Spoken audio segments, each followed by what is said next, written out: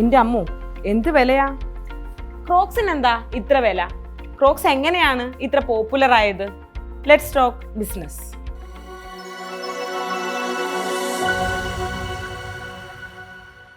ലോകത്തിലെ ഏറ്റവും വൃത്തികെട്ട ചെരുപ്പെന്ന് പഴികേട്ട, ആർക്കും വേണ്ടാത്ത, ഇഷ്ടപ്പെടാത്ത ഒരു ചെരുപ്പ്. എന്നാൽ കുറെ കാലം കഴിഞ്ഞപ്പോഴോ വമ്പൻ ഹിറ്റായി, ഫാഷൻ സ്റ്റേറ്റ്മെന്റ് ആയി. അതാണ് നമ്മൾ ഇന്നു കാണുന്ന ക്രോക്സ്.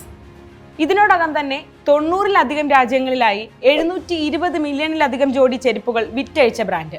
2024-25 സാമ്പത്തിക വർഷത്തിന്റെ ആദ്യ ക്വാർട്ടറിൽ തന്നെ $939 മില്യൺ വരുമാനം നേടിയ ക്രോക്സ്.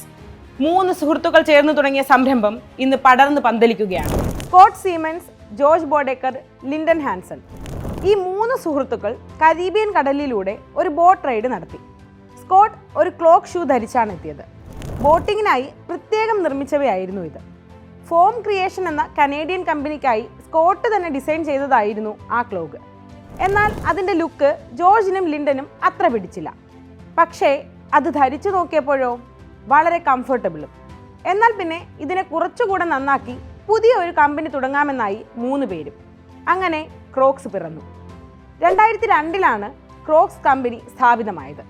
അതേ വർഷം തന്നെ അവർ ക്ലാസിക് ക്ലോക്ക് ചെരുപ്പും പുറത്തിറക്കി. വായുസഞ്ചാരത്തിനായി 13 ദ്വാരങ്ങളും അവർ നൽകി. ക്രോസ്ലൈറ്റ് എന്ന മെറ്റീരിയൽ കൊണ്ടാണ് ക്രോക്സ് നിർമ്മിക്കുന്നത്. ഒരു തരത്തിലുള്ള റെസിനാണ് ക്രോസ്ലൈറ്റ്. പ്ലാസ്റ്റിക്കിനോ റബ്ബറിനോ നൽകാനാവുന്നതിനേക്കാൾ മികച്ച ഡ്യൂറബിലിറ്റിയാണ് ഇതിൻ്റെ ഹൈലൈറ്റ്. ലൈറ്റ് വെയ്റ്റ്, ക്ലീൻ ആക്കാനും എളുപ്പം, കംഫർട്ടബിളായി ഇടാം, നനഞ്ഞാലും സ്മെല്ല് വരില്ല തുടങ്ങി പ്ലസ് പോയിന്റ്സ് ഏറെയാണ്. ക്രോസ്ലൈറ്റ് മെറ്റീരിയലിൽ നിർമ്മിക്കുന്നതിനാലാണ് വില ഇത്തിരി കൂടുന്നത്. പക്ഷേ കുറച്ച് പൈസ മുടക്കിയാലും പ്രശ്നമില്ല, പെട്ടെന്ന് നശിക്കില്ല.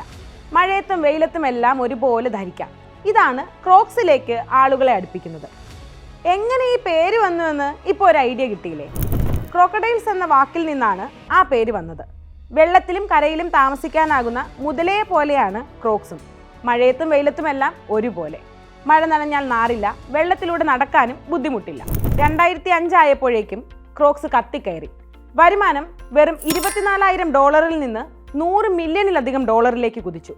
ബോട്ട് റൈഡിങ്ങിനായി പ്രത്യേകം നിർമ്മിച്ച ക്ലോക്സ് അതിനും അപ്പുറത്തുള്ള വലിയൊരു വിപണിയിലേക്ക് എത്തി. ഹോസ്പിറ്റലുകൾ, റെസ്റ്റോറൻറ്റുകൾ തുടങ്ങി കൂടുതൽ സമയം നിൽക്കേണ്ടിയും നടക്കേണ്ടിയും വരുന്ന പ്രൊഫഷനിലുള്ളവർ ക്ലോക്സ് തിരഞ്ഞെടുത്തു. 2006-ൽ ജിബിറ്റ്സ് എന്ന കമ്പനിയെ ക്രോക്സ് വിലയ്ക്ക് വാങ്ങി. ഈ കമ്പനിയാണ് ക്രോക്സ് ചെരുപ്പിൽ അലങ്കാരത്തിനായി വെക്കുന്ന ഈ ആക്സസറീസ് നിർമ്മിക്കുന്നത്. അമേരിക്കയിൽ വിപണി അടക്കി വാങ്ങുന്ന ക്രോക്സ് മുന്നേറി. 2007-ൽ ലോകത്തിൽ തന്നെ ഏറ്റവും വേഗത്തിൽ വളരുന്ന കമ്പനികളിൽ ഒന്നായി ക്രോക്സ് മാറി. അമേരിക്കയിൽ ആദ്യ റീറ്റെയിൽ സ്റ്റോർ തുറന്നു. പിന്നാലെ ലോകത്താകമാനം 100 കണക്കിന് റീറ്റെയിൽ സ്റ്റോറുകളുമായി. എന്നാൽ ഇതേ വർഷം ക്രിമിനൽ കേസുകളിൽ പെട്ടതോടെ ജോർജിനെ CEO സ്ഥാനത്തു നിന്ന് പുറത്താക്കേണ്ടി വന്നു. ക്രോക്സിന് ചെറിയൊരു തിരിച്ചടിയായിരുന്നു ഇത്. 2008-ൽ കാര്യങ്ങൾ മാറിമറിഞ്ഞു. സാമ്പത്തിക പ്രതിസന്ധി വില്ലനായി. കമ്പനിക്ക് $185 മില്യൺ നഷ്ടമുണ്ടായി. നഷ്ടത്തിലായിരുന്നെങ്കിലും ഇതിനോടകം തന്നെ വിദേശ രാജ്യങ്ങളിലേക്കും വ്യാപിച്ചതിനാൽ ക്രോക്സ് ബിസിനസ്സുമായി മുന്നോട്ട് പോകുന്നുണ്ടായിരുന്നു. എന്നാൽ 2010-ൽ ടൈം മാഗസിൻ പുറത്തുവിട്ട ലോകത്തെ 10 മോശം പ്രോഡക്റ്റുകളിൽ ക്രോക്സ് 6-ാം സ്ഥാനത്ത് വന്നു. ഫാഷൻ ലോകത്ത് ക്രോക്സിൻ്റെ പേരിന് മങ്ങലേറ്റു. അഗ്ലി അഥവാ മോശം ലുക്ക് എന്ന പേര് ക്രോക്സിന് മേൽ ചാപ്പ കുത്തപ്പെട്ടു.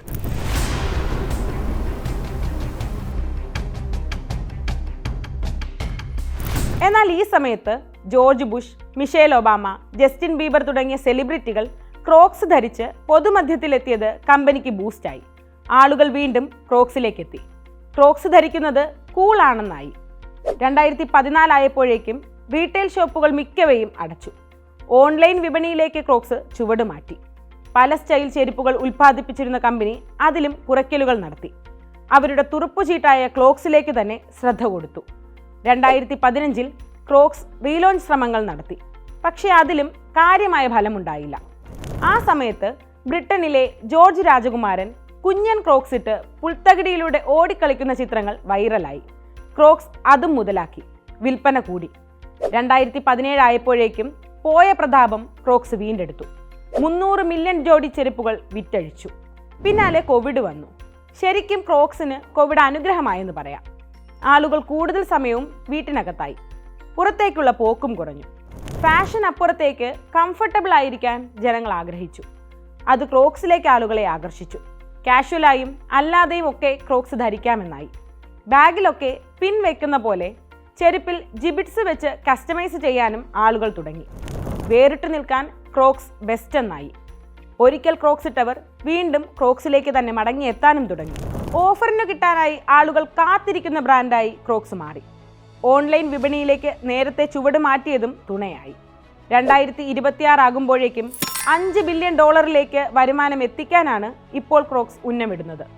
കാര്യങ്ങൾ ഇങ്ങനെയൊക്കെ ആണെങ്കിലും ക്രോക്സിനെ നിരോധിച്ച ഒരു രാജ്യമുണ്ട്, റിപ്പബ്ലിക് ഓഫ് സ്ലോജമസ്ഥാൻ.